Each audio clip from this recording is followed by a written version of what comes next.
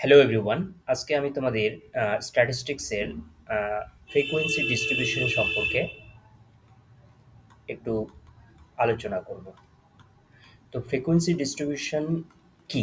Frequency distribution আমরা তখনই ব্যবহার করি যখন কোনো একটা সংখ্যা অনেক বড় বড় সংখ্যক তথ্যকে সমান ভাগে বিভক্ত করার জন্য সংখ্যাতাত্ত্বিক তথ্যকে, ঠিক আছে, সহজভাবে বোঝা এবং বিশ্লেষণ করার জন্য বড় সংখ্যক তথ্যকে সমান ভাগে ভাগ করে বিভক্ত করা হয়।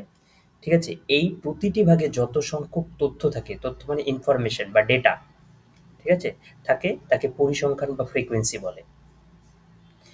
এভাবে তথ্যকে বিভক্ত করাকে পরিসংখ্যা বিভাজন বা ফ্রিকোয়েন্সি ডিস্ট্রিবিউশন বলে। মানে আমাদের কাছে যখন অনেক বড় ডেটা, লার্জ ডেটা থাকবে, সেই ডেটা কিন্তু ডিফিকাল্ট ওই যে বোঝার জন্য ডিফিকাল্ট। সেক্ষেত্রে অ্যানালাইজ করার জন্য ফ্রিকোয়েন্সি ডিস্ট্রিবিউশন করা হয়। তো এর জন্য কিছু অংশ থাকে, যেমন হচ্ছে ক্লাসে বিভক্ত করা হয়, আর তারপরে ফ্রিকোয়েন্সি বিভক্ত করা হয়। অনেকগুলো ডেটা আছে, সেই ডেটাগুলোকে আমরা কয়েকটি ক্লাসে বিভক্ত করব, আর সেই ক্লাসের মধ্যে কোন কোন সংখ্যাগুলো পড়েছে সেগুলো যখন রাখবো, সেটাই তখন সাম করে এটাকে ফ্রিকোয়েন্সি পাবো আমরা। তো ক্লাস হচ্ছে কি, তথ্যকে যে ভাগে বিভক্ত করা হয় তাকে শ্রেণী বা ক্লাস বলে। যেমন 0 থেকে 10, 10 থেকে 20, 20 থেকে 30, এগুলো হচ্ছে সব এক একটা করে ক্লাস বা শ্রেণী বা ক্লাস, ওকে। আর পরিসংখ্যা কি? পরিসংখ্যা হলো ফ্রিকোয়েন্সি। একটি শ্রেণীর মধ্যে যত সংখ্যক ডেটা থাকবে সেই শ্রেণীকে পরিসংখ্যা বলে। যদি 7 জন ছাত্র 80 থেকে 100 নম্বরের মধ্যে পেয়ে থাকে, তাহলে এই 80 থেকে 100-র মধ্যে পরিসংখ্যান হচ্ছে 7। বোঝা গেল? এবার তাহলে সংজ্ঞা কি দাঁড়াচ্ছে? পরিসংখ্যা বিভাজন বা ফ্রিকোয়েন্সি ডিস্ট্রিবিউশন হলো তথ্যকে, মানে ডেটাকে শ্রেণী অনুসারে বিভক্ত করে প্রতিটি শ্রেণীতে কতগুলো ডেটা রয়েছে তা দেখানো। তাহলে বলতে দাঁড়ায় যে ক্লাস হচ্ছে each group or range into which the data is divided. Example যেমন দিলাম। আর ফ্রিকোয়েন্সি কি? The number of values that fall within a class. Okay. তাহলে ফ্রিকোয়েন্সি ডিস্ট্রিবিউশন আবার কি বললাম? এই frequency distribution shows how data is divided into classes and how many values belong to each classes. প্রত্যেকটা, মানে পরিসংখ্যান বিভাজন হলো যে ডেটা পেয়েছি সেই ডেটাটা শ্রেণী অনুসারে বিভক্ত করে প্রতিটা ক্লাসের মধ্যে বা শ্রেণীর মধ্যে কতগুলো ডেটা পড়েছে তা দেখানো। এবার এর সাথে কিছু সম্পর্ক রয়েছে, যেমন ট্যালি মার্ক করা আর তার ফ্রিকোয়েন্সি বার করা। ট্যালি মার্ক করাকে তথ্য শ্রেণী বা একটা ইন্টারভেল থাকে, তথ্যকে যে ক্লাস ইন্টারভেলে বিভক্ত করে তার ফ্রিকোয়েন্সিতে বিভক্ত করা হয়, যখন আমরা সেটা ট্যালি চিহ্ন দ্বারা ব্যবহার করি। এই ট্যালি চিহ্ন আঁকতে কয়েকটা ধাপ অনুসরণ করতে হয়। কি কি ধাপ? যে প্রথমে যে তথ্যটা থাকবে সেগুলোকে ক্রমানুসারে ছোট থেকে বড় অনুসারে আমরা সাজাই। তারপরে সেই তথ্যগুলোকে, মানে ক্লাস ইন্টারভ্যালে ভাগ করি। এবার এই ভাগ যে প্রতিটি তথ্যকে আবার একটা শ্রেণীতে বিভক্ত করি, যেগুলো হচ্ছে ট্যালি দ্বারা, মানে এরকম আমরা লম্বা ভার্টিক্যাল লাইন দ্বারা চিহ্নিত করি। আর তারপরে কি করি? প্রতিটি শ্রেণীর জন্য ট্যালি চিহ্ন গুণে আবার পরিসংখ্যান হিসাব করি। যেমন এখানে একটা সহজভাবে উদাহরণ দিয়েছি। যেমন দেখো, আমরা যদি দেখি যে এখানে কিছু 39 জন ছাত্রের প্রাপ্ত নম্বর দেওয়া আছে। এবার এই প্রাপ্ত নম্বরটা, মানে আমি কিন্তু এখানে ফ্রিকোয়েন্সি টেবল তৈরি করা হয়েছে। এবার এখানে নম্বর 0, 1, 2, 3, 4 করে নাম্বারটা দেওয়া হয়েছে এবং তার ট্যালি মার্ক করা হয়েছে।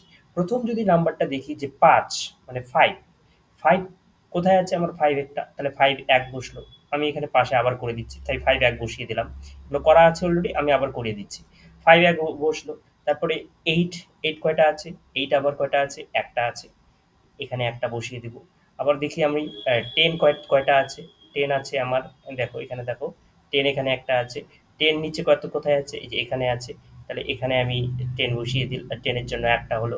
আবার দেখো 1 আছে, ওকে, এই 1টা নিলাম, এই 1 এর জন্য এখানে বসিয়ে দিলাম। আবার কত আছে? 12 আছে, তো 12টা নিলাম, 12টার জন্য এখানে 12 এ করে একটা দাগ দিয়ে দিলাম। আবার দেখো কত আছে? 9 আছে, ঠিক আছে? এবার 9 এর জন্য একটা দাগ বসিয়ে দিলাম। এবার দেখো তাহলে 9 আমার হয়ে গেল। ওকে, 3 আছে, 3 এর জন্য একটা দাগ বসিয়ে দিলাম। ওকে, দেন 5 আছে, 5 5 5 এর টিক দিয়ে 5 এর জন্য আমি একটা দাগ, আবার দেখো এখানে দুটো দাগ হয়ে গেল। ঠিক আছে, 7 আছে, 7 এর জন্য একটা ভার্টিক্যাল আবার দাগ দিয়ে দেবো। 7 কোথায় আছে? এই যে এটা 7 এর ঘর, তাহলে 7 এর ঘর দিয়ে দিলাম। 9 এর জন্য 9 টাকে টিক দিলাম, দিয়ে আবার এখানে আমি 9 এর ঘরে এভাবে টিক দিলাম। তো এইভাবে প্রত্যেকটা সংখ্যা কোথায় আছে, কোন নাম্বারে আছে, তার মানে সেই ইন্ডিভিজুয়াল নাম্বারটার মধ্যে বসবে। এইভাবে বসানোর পর পাঁচে এই দেখো 5 এখানে কত হয়েছে? 5, 1 2 3 4 হয়ে গেছে। যখনই সেটা 5 হবে সেটা অবলিকলি আমরা কেটে দেব। তাহলে এই দেখে বুঝবে যে এটা 5, মানে 5টা আছে। তারপরে 10 হবে, 10 হয়ে গেলে এই দেখো 10 এরও 4 ঘর কমপ্লিট। এইটা হচ্ছে 5 নাম্বার ঘর, কেটে দিলাম। এই যে ডেটাটার কাজ হলো, এটা কিন্তু আনগ্রুপ ফ্রিকোয়েন্সি ডিস্ট্রিবিউশন, মানে এর কোনো আনগ্রুপ ফ্রিকোয়েন্সি ডিস্ট্রিবিউশন। ওকে, মানে এই ডেটার কোনো আমরা গ্রুপ করিনি। ওকে, তো গ্রুপ করা একটা ডেটা দেখাচ্ছি এবার। দেখো, সেম ডেটাটাই যদি আমরা এর ক্লাস ইন্টারভ্যাল 2 রেখে এই কাজগুলো করি, যেমন এখানে 0 থেকে 2, 2 থেকে 4, 4 থেকে 6, এভাবে 0 থেকে 2 করে এভাবে আমরা 2 ইন্টারভ্যালে করে 12 অবধি চলে আসে, মানে ডেটাটা কিন্তু 12-র মধ্যেই আছে, ম্যাক্সিমাম ভ্যালু 12। তাহলে এটাকেও আমরা যদি এবার ট্যালি মার্ক করি, মানে আমরা যে এখানে ট্যালি লিখবো 5 হচ্ছে, তাহলে 5 হচ্ছে কোন গ্রুপে পড়ে? 5 হচ্ছে আমাদের এই গ্রুপে পড়ে, তাহলে একটা দাগ দিয়ে দেবো, এখানে বসিয়ে দিয়েছে। ওকে, 8 এর জন্য 8 কোন গ্রুপে পড়ে? এবার দেখো এই 8 টা কিন্তু এটাতেও আছে, এটাতেও আছে। তো আমরা এখানে একটা মেথড ব্যবহার করব ক্লাস বাউন্ডারির জন্য। ক্লাস বাউন্ডারি এটা, ঠিক আছে? Exclusive method. এক্সক্লুসিভ মেথডের ক্ষেত্রে কি আমরা প্রথমটাকে প্রথম ক্লাসটাতে না বসিয়ে পরের ক্লাসটার যে ভ্যালুটা আছে সেটাতে বসিয়ে দেব। তার মানে 8 এখানেও আছে, এখানেও আছে। তার মানে এই প্রথম ক্লাসে না বসিয়ে পরের ক্লাসে বসবে। তার মানে প্রথম ক্লাসে এক্সক্লুসিভ হয়ে যাচ্ছে, বর্জন হচ্ছে। তো এখানে বসিয়েছি। ঠিক আছে? 8 এখানে বসলো। এবার দেখি 10, 10 কোথায় আছে? 10 তাহলে দুটোতেই আছে। তার মানে পরেরটাতে হবে। ওকে? এইভাবে 10 হলো, 1 কোথায় আছে? 1 হচ্ছে আমাদের এই গ্রুপে আছে। এখানে 1 হবে। এইভাবে প্রত্যেকটাই। এবার 12, 12 তো এখানে আছে, গেল। 9, 9 কোথায় আছে? 9 হচ্ছে আমাদের এখানে আছে। আবার 3, 3 আমরা নেব কোথায় আছে? এখানে আছে। এরপরে 5, 5 কোথায় নেব? 5 হচ্ছে এই গ্রুপে আছে। তো এইভাবে প্রত্যেকটা গ্রুপের মধ্যে, মানে ক্লাসের মধ্যে যে ডেটাটাকে যখন আমরা ট্যালি করব, তার আবার যখন আমরা ফ্রিকোয়েন্সি বার করব, এখানে ডান দিকে ফ্রিকোয়েন্সি লিখলাম যে এর 3 আছে, 3টা লাইন আছে, মানে এর সংখ্যা 3, মানে 0 থেকে 2 এর মধ্যে সংখ্যা আছে 3টা। আবার 2 থেকে 4 এর মধ্যে সংখ্যা আছে 4টা, কারণ এখানে 1 2 3 4। 4 থেকে 6 এর মধ্যে সংখ্যা আছে 5টা। এখানে 4টা কমপ্লিট হওয়ার পর যেটা এই যে কেটে দেওয়া হয়েছে সেটা 5 নম্বর, তাহলে এটা 5টা আছে। 6 থেকে 8 এর মধ্যে আছে 5, এটা 5 কমপ্লিট 5, এটা 3, 5 3 8টা। এখানে 8 থেকে 10 এর মধ্যে আছে কমপ্লিট দুটো 5, মানে 5 5 10টা। আর এখানে আছে কত? 5টা আর 4টা 9টা। ওকে, তাহলে এগুলোর আবার সামেশন এফ, এটাকে এন, ক্যাপিটাল এন অথবা সামেশন এফ দ্বারাও প্রকাশ করা হয়, মানে সবগুলো ফ্রিকোয়েন্সির সাম, মানে এগুলো যদি আমি যোগ করি, যোগ করে এখানে 39 দেওয়া হয়েছে।